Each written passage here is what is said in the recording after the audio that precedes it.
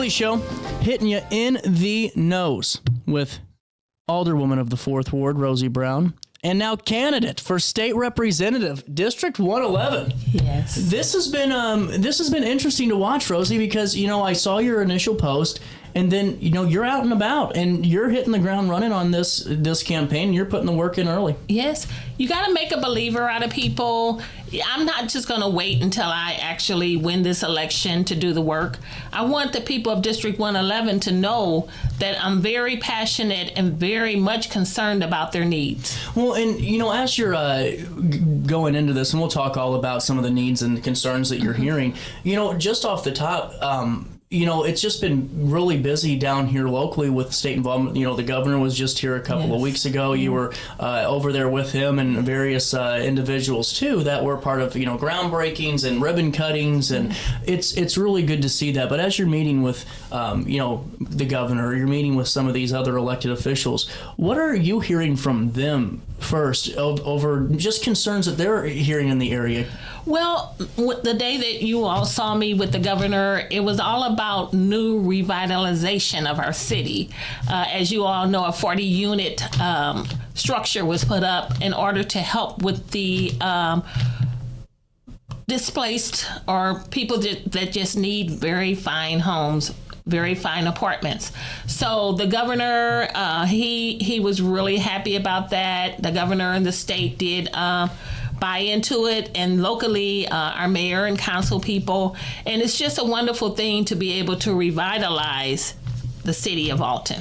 And, going forward, as you're talking with folks now, and getting out on the campaign trail, what are you hearing? What are the issues that are affecting them the most here just locally? Well, one of the biggest issues when I was, just reading the papers and researching, I was just really surprised of the issue that's going on in Bethalto and how long it has been going on. I always wondered, I'm like, why has this not been handled? Nobody want to drink brown water. Nobody want to drink brown water. That's, and see, this is an interesting conversation, Rosie, because you have been in a position of working in local government, so you understand the process in which that works. And, what would you maybe advise? Because the brown water, the discolorization was a major, major story. It took over, and regardless of what levels are found where, the way it looks is not very appealing, number one. That is so true. Number two, what would you advise how would you have maybe handled this differently? I would have definitely held the state level, the local level administration responsible in getting those water lines replaced and getting water donated to the community. I would have showed up over and over again at the city council meetings and writing letters to the different people that need to make a change in this. I would not have been able to sleep at night because knowing that children have to bathe in it, drink in it, and the baby's formula has to be, because a lot of people can't afford to go out and buy the drinking water. So that would have been a very much concern, and those would be my suggestions. Absolutely. And, we can circle back over to that as well, too. And, going through Bethalto is a part of District 111. There's so many other towns that are part of District 111. And as you're going through and you were just in Granite City, I saw, yes. Do you see a lot of the issues being kind of related around the same concerns about, is it affordability? Is it grocery prices? Is it crime? Is it, what are you hearing about just from individuals that say, Rosie, whenever, if you win, this is what I'd like to see. Rosie, I would like for you to definitely tackle high taxes, Rosie, the crime. Down in Granite City, job security. Yeah. You're promised 2 years, but once I'm in office, your family, working families will be able to not worry about 5 years from now if they'll still have their job. Because a promise 2 years is just a promise 2 years. So still workers, once I'm in, I will be fighting for you all and for the working families, period. I come from a union family, and I know how important it is to be in that type of arena. I was a union rep. I was a union steward. So I understand the dynamics of it. So also in Wood River, they're talking about industry and a lot of vacant spaces in there, and they want to see economic development there. And East Alton has a lot of some infrastructure concerns. And with Alton, we have the crime rate and we have the infrastructure. And right now we're working on our 20-year comprehensive plan where we're hoping to make the future of our city, Alton, Illinois, greater. Well, and as you're looking and you're talking to the folks in Granite and talking about, vacant structures in Wood River, and it is an issue, and the other thing that I'm starting to hear more and more about is things in Belleville where, we had the Affordable Housing Initiative in Alton with Sunnybrook, and now there's a new thing with this infill, where maybe we can buy properties and we can, create those single family homes for young families or older families. And are you hearing those conversations? I've been hearing those conversations. My constituents, the constituents of Alton, they have noticed how a lot of homes were being demolished. And they were like, hey, could we have called to see if those homes could have been restored? So they're interested in restoring and possibly building those homes for future generations. Interesting. Well, and as your time as Alderwoman, you have had some youth-focused programming, to say the least. With all the different field trips and opportunities of taking kids to to Raging Rivers and different field trips, the Fourth Ward picnic and all these different outcomes. And also, you were very vocal and have been in the past when it comes to youth violence. And take me through some of those situations that you've been through and stewarded, and just how you're going to translate those to a wider district in 111. All right. Yes. As you all know, I am a leader in field trips for our youth in our community, and it will spread abroad. Funding will come. We need youth-based programs. We need those in order to prevent the crime which is lately been done in the hands of juveniles. So we want to definitely do things to shift the mindset of our youth. So I'll continue to do those programs, and I'll do them in a more widespread situation, and everybody can feel like, oh yeah, I belong. So yes. What are some of the things that you're most proud of as your time as Alderwoman? Well, believe it or not, and I am proud of passing several resolutions. I'm going to say that Alton is in a good financial state.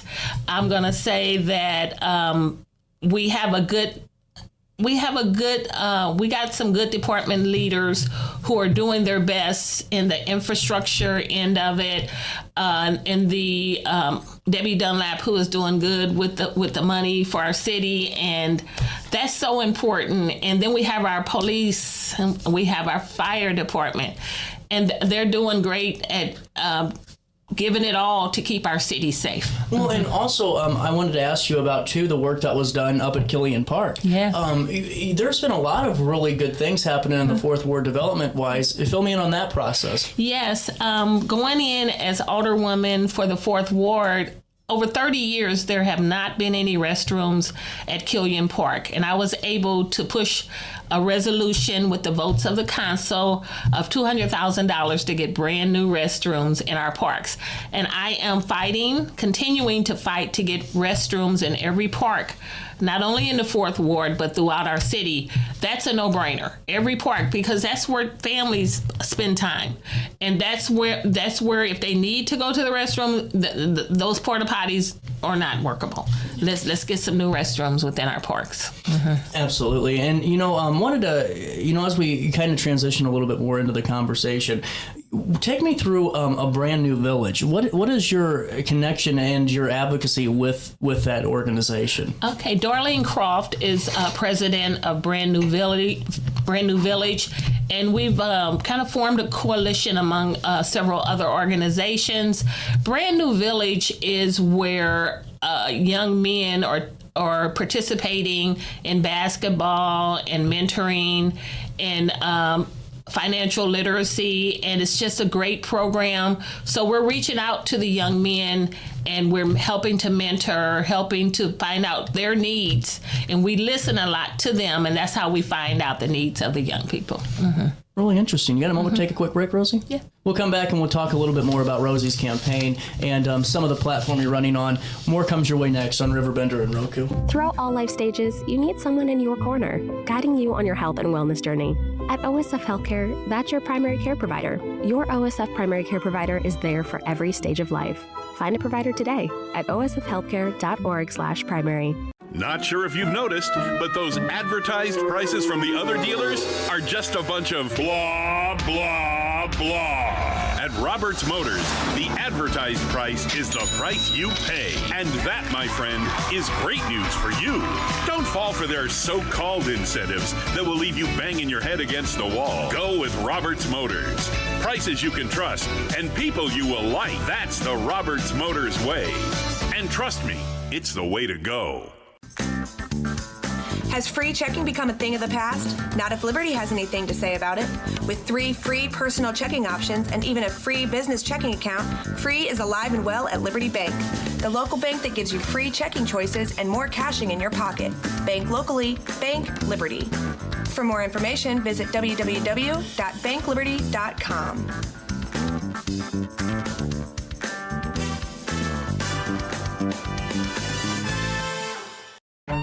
Tomorrow isn't built by dreamers. It's built by doers. Because progress doesn't work unless we do. So at Ameren, we've been hard at work putting energy to work for you. Adding underground cables, installing advanced switches and sensors, storm hardening poles and power lines, making the energy grid stronger today so it can meet your needs tomorrow.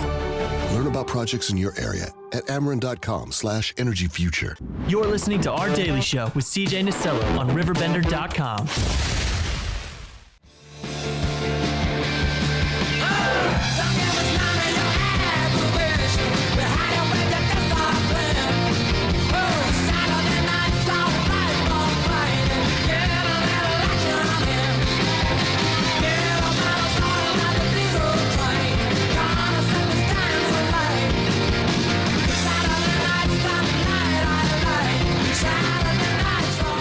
Back with candidate for the 111th District, the state representative candidate herself, Rosie Brown.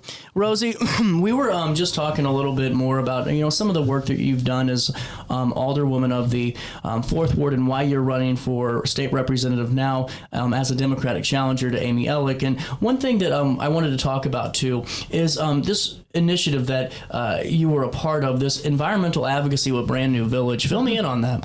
Brand New Village, which is spearheaded by Annette Campbell, is a opportunity where green space can be turned into gardening. And right now, food is of an essence, and health care is of an essence. So we, as a coalition, is looking at utilizing green space by putting gardens in certain areas. So not only locally, but we will be spreading that opportunity abroad where people can take advantage of healthy foods. Well, and on top of that, too, your campaign roadmap, which is available online at your website, on top of healthy foods, you've also had an opportunity to talk and work with so many folks on the mental health side of things, with senior wellness, and then all those different spokes of that wheel that really make a good community. And I think that that's important to talk about because so many times we talk about policy and what bill and resolution and this and that, but the things that really make a community never change, like this environmental, stewardship and like those Socks for Tots initiatives too. Going forward, how excited are you to kind of put that organizational component that you've already known, your citywide knowledge with your alderwoman position, all put that to good use because you're able to really connect so many more organizations with all these different spokes, like your different collaborations here. Yes. Well, people's concerns are basically the same. Yeah. Mental health, if you're in a good state of mind, you'll make wise choices, you'll be able to provide for what's needed, and you would make your community a much greater community. So that need to be tackled. Resources need to be out there in order to make sure people are pretty stable. Yeah. Healthy foods play a great part in how people feel, how people react, how they can actually be a part of their community in a positive way. And I feel that those things, among others, will definitely make our district a greater district. It'll cut down on a lot of crime. It'll cut down on a lot of homelessness. We'll be able to tackle those different reasons why things are going on. Well, and Rosie, going forward, you're also planning a district-wide listening tour, and have been a part of that already in different spots. Where can we stay up to date on when we're going to see you next, or when we can maybe voice some of our concerns to you? Please, on tomorrow from 9 until 10:30, I will be at the McDonald's on Homer Adams Parkway serving coffee to our veterans. No kidding, during Veterans Day. Yes, tomorrow's Veterans Day, so anybody can come out and meet and greet with me. Love that. Well, and now going forward too, one thing that I really wanted to ask you about, and everything we've touched on, from your thoughts on, infrastructure and the environment. You were talking about, Bethalto's water issue a little bit earlier. There's also a disconnect, and I don't feel it, we see it in just the way that polling data shows, is that a lot of folks don't feel like the down southern Illinois counties are being represented, comparatively speaking, to up north. And I'm not saying that's how you feel. If you do feel that way, or if you feel like you've heard some constituents say, I just feel like everything's staying up in Chicago, or it's staying up north past Springfield, what's your thought there? Is it happening? And if so, what would you do to reassure them that we're gonna bring the love back down to Southern Illinois? Downstate, from a lot of people are saying, and which I've noticed have been definitely ignored in some areas.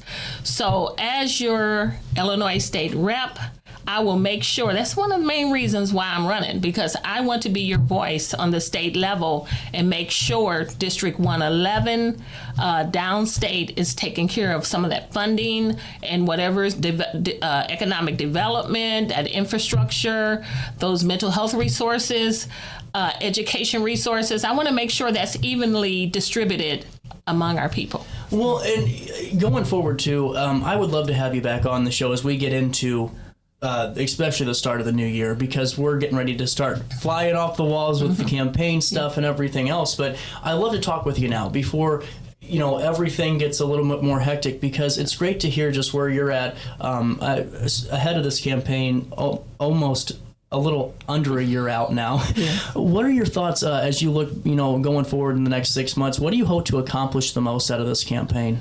What I would like to accomplish the most is the get out to vote. Okay. I want to make sure that people are much aware of how important it is and how important their vote is to this campaign. If you don't vote, then you don't have a reason to complain. If you want to see change, you got to go to the polls. So I'll be having a lot of voter registration drives. I just met with a lady. She was like, hey, come meet me. I want to tell you something. And she said, I want to be on your team. 85-year-old lady. I want to be on your team. What can I do? Mm-hmm. I want the people to understand what's going on, and I want their voice to be heard. And that's why I'm fighting. I'm fighting for the people.